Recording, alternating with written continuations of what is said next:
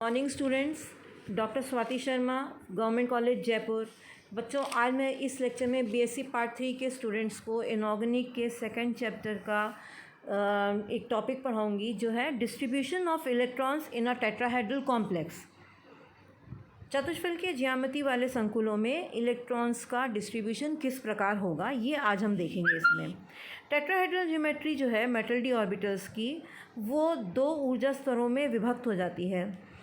वो जो दो ऊर्जा स्तर हैं वो कहलाते हैं ई कक्षक, D X square minus Y square and D Z square, and जो कि लोअर एनर्जी के होते हैं।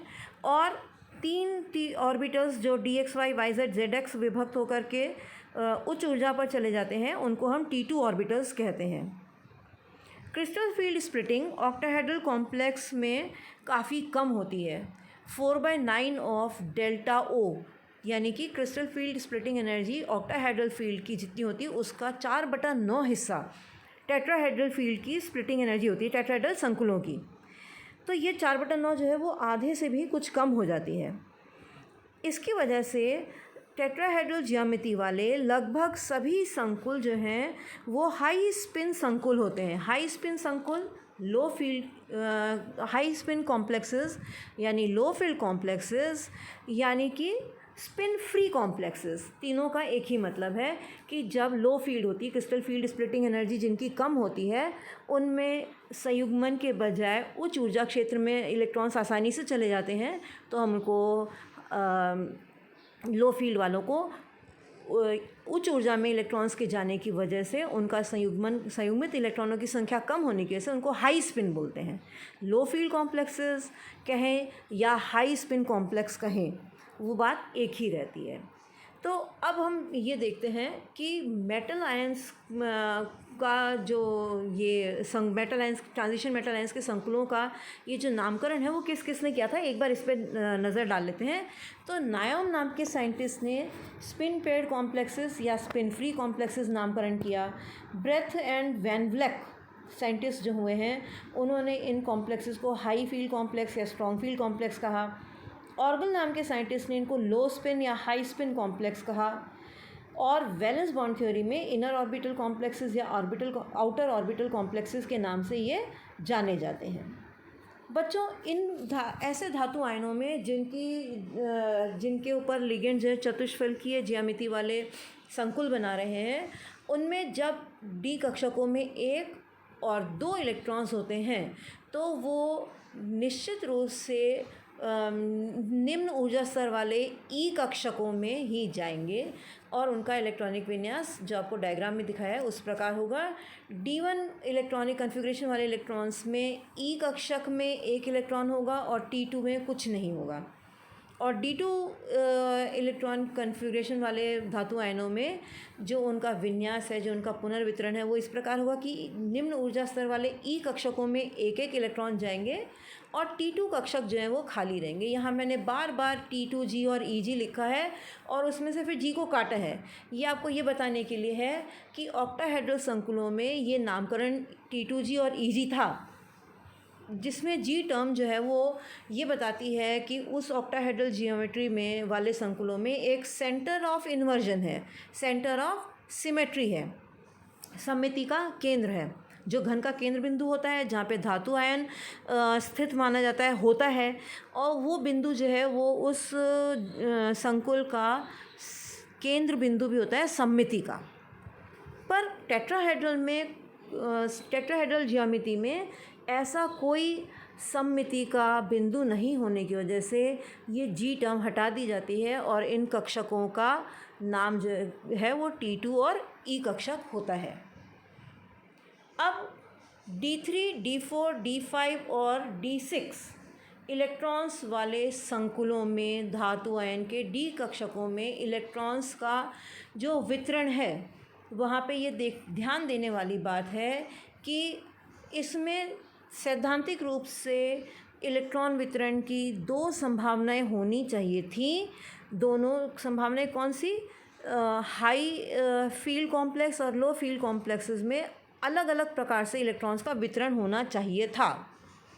परंतु जैसा कि हम बता चुके हैं कि टेट्राहेड्रल कॉम्प्लेक्सेस में क्योंकि क्रिस्टल फील्ड स्प्लिटिंग एनर्जी बहुत कम होती है, इसलिए इनका इलेक्ट्रॉन वितरण जो है वो एक ही प्रकार का है, और वो वितरण है का प्रकार है जो हम लो फील्ड कॉम्प्लेक्सेस के लिए फेवर करते हैं, फेवरेबल होता है, जब स्प्लिटिंग एनर्जी पेयरिंग एनर्जी से कम होती है। यानी इलेक्ट्रॉन्स को स्प्लिटिंग एनर्जी इतनी कम प्राप्त है कि वो आराम से हायर उच्च ऊर्जा वाले कक्षकों में आराम से चले जाते हैं, और उनको युग्मन करने में उससे ज़्यादा ऊर्जा लगानी पड़ती है। तो काम वो होता है फेवरेबल डिस्ट्रीब्यूशन प्रैक्टिकली जो हमें देखने को मिलता है वो आपको देखने को मिलता है जिसमें ऊर्जा की खपत कम हो।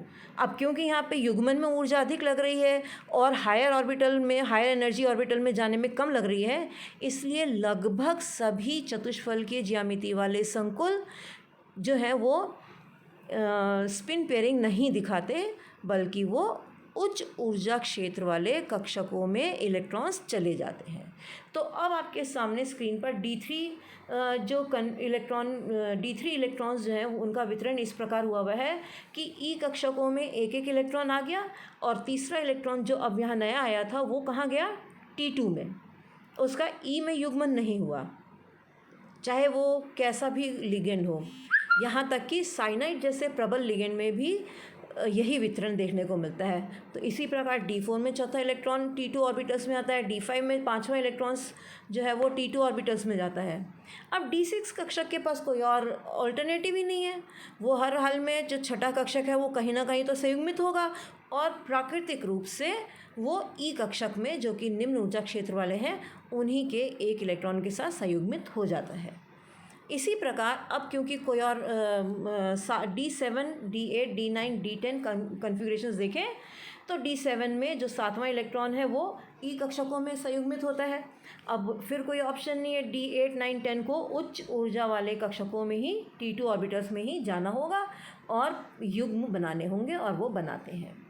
तो इस प्रकार हम देखते हैं कि सिवाय D0 और D10 कन्फिग्रेशन के बाकी सभी ट्रांजिशन मेटल कॉम्प्लेक्सेस संक्रमण धातु संकुल जो हैं जिनमें टेट्राहेड्रल ज्यामिति है वो सब के सब पैरामैग्नेटिक हैं, सिवाय D0 और D10 के। एक बार फिर से देखिए, D0 को तो यहाँ दिखाया नहीं है, D0 में कोई भी इलेक्ट्रॉन नहीं है, पर D10 में सारे इलेक्ट्रॉन्स जो है संयुग्मित हैं, तो ये डायमैग्नेटिक होगा। तो D10 को छोड़ दें और हम D1, D2, D3, D4, D5, D6, D7, D8, D9 देखें, सब में कुछ न कुछ संख्या असंयुग्मित इलेक्ट्रॉनों की उपस्थित है। तो जहाँ पे असंयुग्मित इलेक्ट्रॉन उपस्थित होते हैं उन संकुलों की प्रकृति मैग्नेटिक नेचर जो है वो पैरामैग्नेटिक होती है, चुंबकीय प्रकृति जो है वो अणु चुंबकीय होती है। तो सारे D1 से लेकर D9 तक के कॉम्प्लेक्सेस टेट्राहेड्रल जियोमेट्री वाले सारे के सारे अणु चुंबकीय हैं, सिर्फ D10 और इसीलिए D0 भी मान लीजिए, D0 प्रतिचुंबकीय डायमैग्नेटिक प्राप्त होते हैं। बच्चों, कुछ कंडीशंस हैं जो कि टेट्राहेड्रल कॉम्प्लेक्सेस बनने को प्रोत्साहित करती हैं, फेवर करती हैं। वो कंडीशंस हमारे पास 5 कंडीशंस लिखी हुई हैं, उनको भी आप सुन लीजिए कि जब लिगेंड्स जो हैं वो बल्कि बड़े लिगेंड्स होते हैं तो वो स्टेरिक हिंड्रेंस की वजह से, क्राउडिंग बनाने की वजह से, हो जाने की वजह से, भीड़ हो जाने की वजह से ऑक्टाहेड्रल कॉम्प्लेक्सेस जिनमें 6 लिगेंड्स आते हैं वो नहीं बनाती। उसकी बजाय वो क्या प्रेफर करती हैं, 2 कम करके टेट्राहेड्रल ज्योमेट्री बना लेती हैं। अच्छा, अब दूसरी बात यह है कि टेट्राहेड्रल ही क्यों, ऐसा क्यों नहीं कि स्क्वायर प्लेनर बना लें। तो स्क्वायर प्लेनर जो है वो एक रेगुलर शेप नहीं मानी जाती, उसके बजाय इनमें डिस्टेंसिंग ज़्यादा होती है टेट्राहेड्रल में। तो एक रेगुलर शेप को प्राप्त करने की आवश्यकता होती है, इम्पॉर्टेंट होता है रेगुलर शेप प्राप्त करना।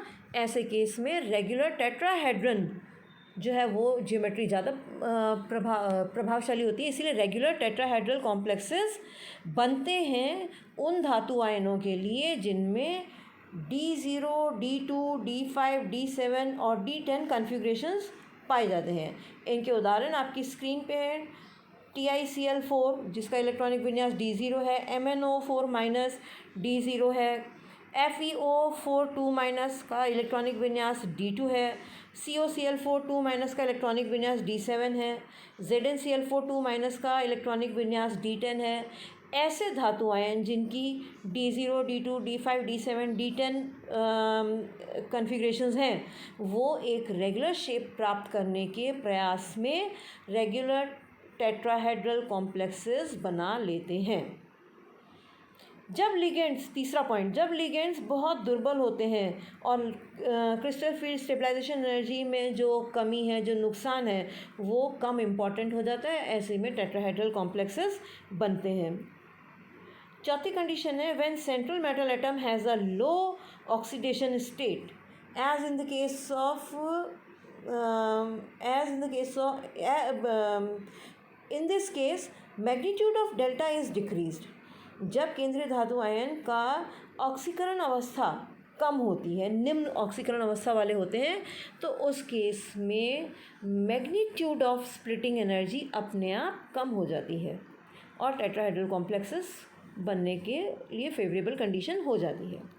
पांचवी कंडीशन है when the central metal ion has D0, D5 और D10 configuration, magnitude of delta is nil।